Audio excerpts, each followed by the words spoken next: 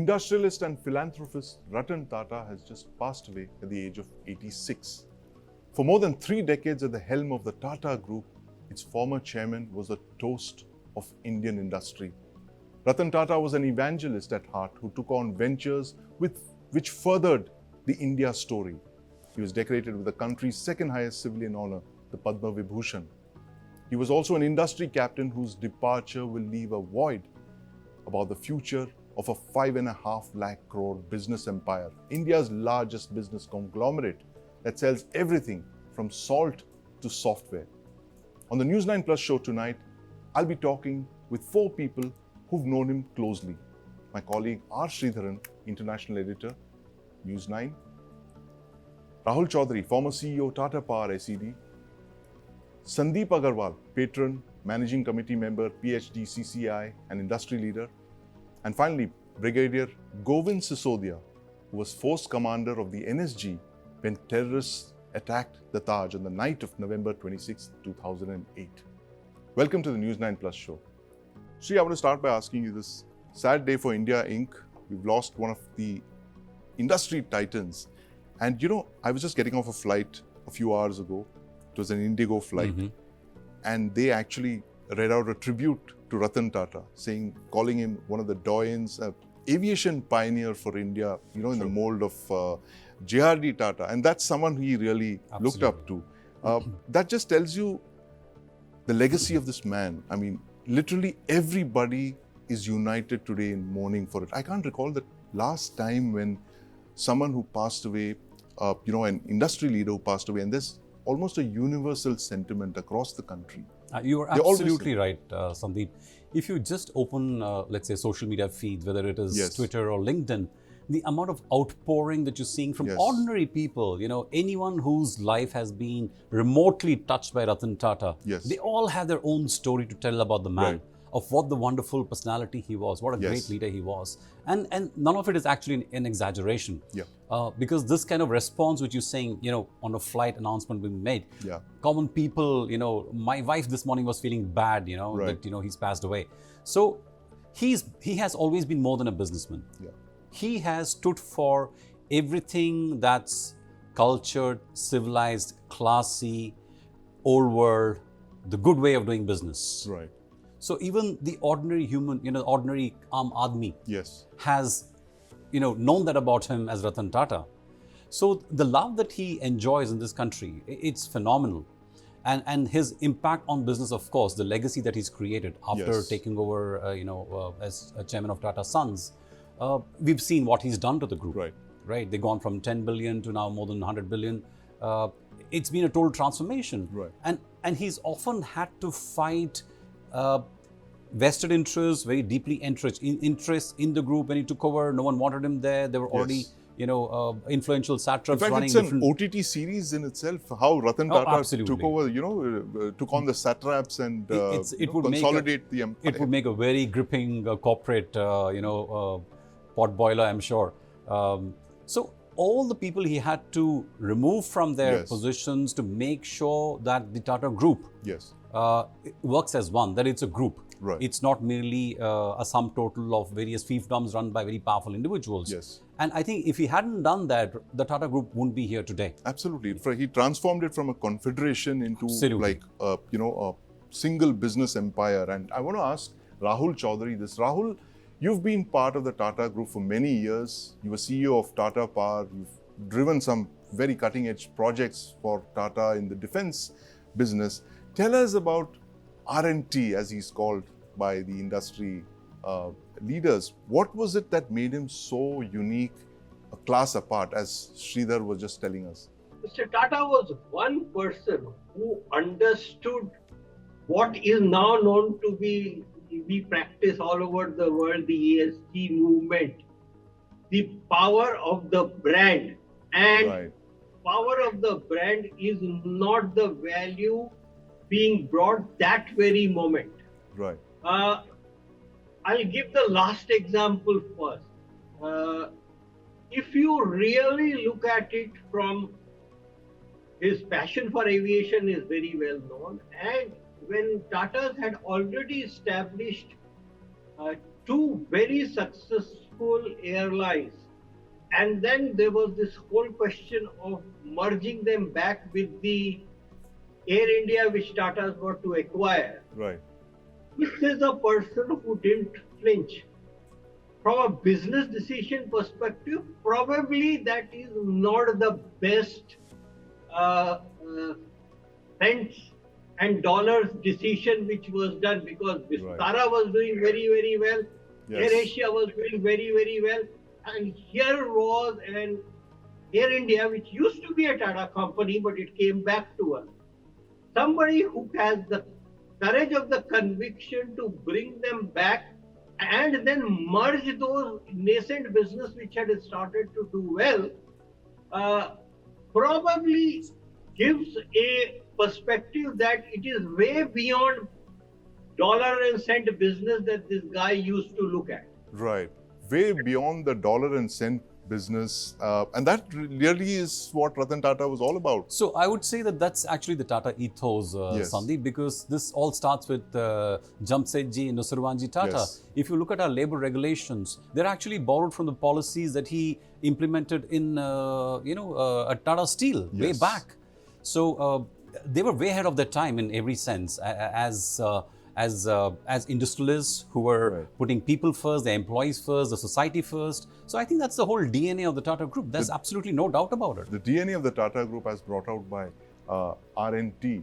But Sandeep Agarwal, do tell us what Ratan Tata's lasting contribution is going to be for India Inc. You know, I'm fully aware of the fact that he took over Tata Sons at a time when India's liberalization had just begun, 1991. So his journey, actually, that increase in the value of Tata's, the house of Tata's, 20 times, he's added 20 times to its value, is literally the story of India Inc. as well from 1991. How will India Inc. remember him, Sandeep Agarwal? Ratan Tata would be remembered for once, he was the guy who really made India proud in the world by acquiring, by nurturing and by making crore steel in UK. Yes. And then Jaguar Land Rover again buying them. I bought a company in UK in 2007, and at that time, people did not think twice about coming to an Indian company or selling to an Indian company, just because a few months back, Tatas have bought chorus. And everybody thought that because Tatas have bought chorus, and that has really changed the mood of UK, Indian companies are good. So he basically brings India proud. Right. And that is what is his lasting contribution. Right. He's actually opened the doors of India going abroad 20 years ago.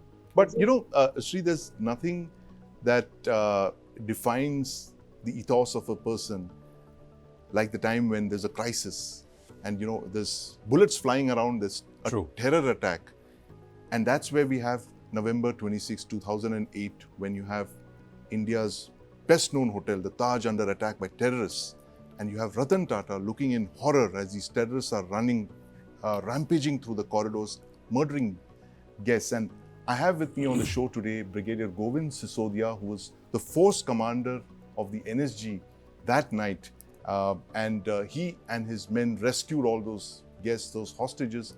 And Brigadier Sisodia interacted very closely with Ratan Tata that night. And in fact, the following days of the siege. Brigadier Sisodia, tell us what it is about Ratan Tata that you recall most vividly from those dark days of 26/11, when that hotel was under siege and you had the chairman of Tata Sons right there with you in the hotel. What did he tell you when the attacks were on?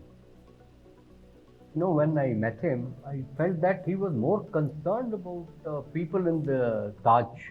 Right. People who were staying there, he was concerned about their well-being, and he was also concerned about his staff.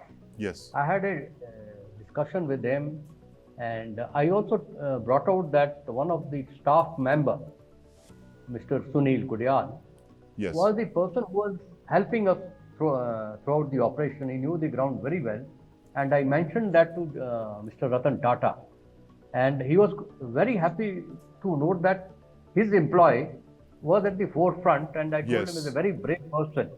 And as on today, Mr. Sunil Kudyal is the security in charge of Taj. Yes. That is one. Secondly, later I joined Tata Group, TCS, as their head of physical security. Of course, yes. They're like what has been brought out by my predecessor here while speaking. Yeah, we have some visuals of you from 2611 with Ratan Tata inside the ballroom of the Taj. Is it the lobby, the main lobby of the Taj Hotel? And Brigadier Sisodia, was this immediately after the attacks? It was immediately after the attack. He had come to the Taj and he spoke to me, and he knew that probably that I was the one who was leading the operation. He asked me firstly about me, my troops, commandos. Yes. He said, I hope they are fine. He checked about the welfare of our troops. Right. Secondly, I could see, on his face, yes, that concern. And when he talked about the people. He did not talk about the property. Yes. Generally a businessman will talk about the property first. Right. But right. he was talking about men, people who were staying there. That was his concern. And later on, I got an offer from Tata. Yes. To join as head of the security. Absolutely. And who else other than an army man to figure that out, the fact that a person who's concerned about the welfare and safety of his... So on that note, let me tell you a personal anecdote, of course, Sandeep. I think this was many years ago. I was a young reporter working for a business magazine, and I was doing a story on the Tata Group. Right. And so I was told that Mr. Tata would meet me a certain day morning. Right. And I flew in the previous day. This was in Bombay House? Bombay. Right. So this was actually not Bombay House. It was supposed to happen at the hotel. Right. So I was staying there as well. So well, as luck would have it, Shiv Sena decided to call a bandh the previous evening. Right. So the next day, Bombay was to be completely shut. Right.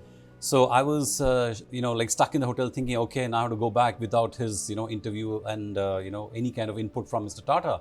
But guess what? The next day morning at 9 a.m. I was just standing in the lobby, just looking at what's happening. I see one Indica pulling up into the Porsche of the hotel. Right. And I saw some guards were running to open the barricade and everything. I was wondering, why are they running? So the man who got out from the driver's seat was Mr. Ratan Tata himself. His driver could not come because the trains were not plying. So this gentleman decides to drive Indica on his own and come to the hotel to keep the appointment that he had given me. I'm just a humble journalist. He had no reason to do that, but he still did it. He did it. And so that tells you something about this great man. Absolutely. What he truly was as a human being. Right. It's an amazing personality. Well, I mean, that's, I can only remember, recall a handful of people like that, Sri, in India who would actually do that. Oh, and, absolutely. It's one of a kind. But, I was reading the story that you wrote for Business Today. That's very fine story. It actually takes you into the mind of Ratan Tata just a decade after he took over the Tata Group. And here he is consolidating the empire, looking at the road ahead, the automobile sector. And towards the end, you asked him a very interesting question on the question of succession. And it's very eye-opening. I'm just going to read it out. Are you still determined to step down as chairman when you're 70? He says yes, but he did step down at 75. And you asked him about whether he's identified someone to groom. And he's a bit ambivalent about that because he doesn't want somebody who's been identified as being crushed and destroyed. He mentions it in so many words. Right. But he says there will be a successor. Yes. But here we are in 2024. The Tata Group is left rudderless, if you can call it that. R&T has passed on. Who will succeed him now? So, Tata Sons chairman is already Mr. N. Chandrasekharan. Yes. In 2022, the group gave him a 5-year extension. So I think I don't think we will see any changes there at this point. Right. I think essentially the challenge for the family would be like who becomes the chairman of the trust, the Dorab Tata Trust and the Ratan Tata Trust. Yes. So I think the obvious choice would be Mr. Noel Tata. Right. In fact, in the same interview, I had also asked him about, could Mr. Tata, Noel Tata, be a successor one day? He'd said, we would look at all candidates. Right. But what he was implying is that just because you have a Tata surname, right, you're not going to automatically become a chairman of this group. Yes. So I think the values that he left yes, behind in the group, right, they will continue to guide the group. And Tatas have always been a very professionally run group. They don't depend on family members. Right. They hire the best professionals. They had a parallel TAS, which is like almost as good as the Indian Administrative Service. Right. So they always created their managers and given them the responsibility, and you've seen the group flourish because of that. Absolutely, and who knows, he's possibly already thought this through, and he's put a succession plan in place, which will unfold in the days ahead. But Yes. Rahul Chaudhary, who will succeed R&T now at the head of the trusts of the Tata Sons, the two very important trusts that actually guide the Tata Group? Well, there has been a lot of changes which happened when Tata Sons became private. Right. After the entire controversy with Cyrus being moved out and then Tata Sons becoming a private company. So as far as the group and the companies are concerned, that is now very clearly sorted out, and it's now a shareholder level issue at the trust, and a lot of relationship issues have been sorted out because of the problems which happened. Right. And became very public, and it went into NCLT and Yes. courts and everything else. So as of now, as far as the operating companies are concerned, there is no vacuum. Right. N. Chandra is the chairman of Yes. Tata Sons, and Tata Sons has its management structure by which the entire 500 plus companies are managed and collated. The structure, which used to be much more fluid, has become a little bit more rich. I would say it has more controls now from the center. So there is as far as the companies are concerned, there is not a major issue. As far as the trusts are concerned, their role has also been very clearly defined. Right. Now it's a question of who will be the head, because at the end of the day, a large corporation has to survive with the bureaucracy it has. Yes. I mean, that's how legacies move forward, because Right. it is not just one person. It is the process which is put in place. And I think I don't see a huge issue with that. Maybe Noel, maybe somebody else, but Right. possibly Noel. Right. And I don't see that this would be any kind of an issue, which is, he was chairman emeritus, Yes. but he was not chairman at this point of time. Yes. He had already handed over to N. Chandra. 2012. Yes, in 12. Yes. No. And then he came back in, and after that ugly public spat, and then he kind of stepped aside again to allow N. Chandra. So you're going to have the Tata Group being run by N. Chandra into the next 5 years. Absolutely. And the trust, I mean, Till that is something that 2027, we're his going to term is there till 2027. So, Sri, just tell us about the trust. It's very interesting, because I don't think there's any other company in India of the size of Tata's which have these two very important trusts. And philanthropy is at the very heart of what the Tatas do. Yes. So there's a lot of work. I mean, the legacy which J.N. Tata himself left behind, he's created such amazing institutions in this country. Right. They are some of the biggest, some of the best known institutions are set up by Tata. Yes. Philanthropy, whether it's social work, whether it is water project, Yes. education, they're into everything. Right. So I think their footprint is phenomenal, and I think the most important role that they play as shareholders is that of basically taking care of interests, that the group and its companies do the right thing by the people. There are certain things which which are, let's say, they're against the Tata value, so-called, yes. In some sense, they will not be allowed to happen. So I think that's a very important role which the trust also play because of their, ability to control Tata Sons, which is the holding company for the group. Right. Absolutely. And this is, this is the uniqueness of the Tata Group, and this is why that's what makes them so different from the other companies of India Inc. This trust and what they really do, issues that are really close to the Tata family and the values that you mentioned, Sri. But Sandeep Agarwal, will the Tatas be any different now after R&T's passing? There is a vacuum, but I believe that the policies of Tata, the trust in the Tata brand will remain as it is, and it should grow further because of the systems which Tatas have already set, and they are actually working. Even government does not think twice before awarding an order to Tata wherever there is a controversy, because they understand that when it is Tata, there is trust. Right. So I don't think that this itself is going to change at all. Right, absolutely. When there is Tata, there is trust. Sandeep, Yes, so, there are many examples globally also of family-owned businesses going into their, 6th, 7th, 8th generation. There are family-owned companies that have been running for 300 years. Yes.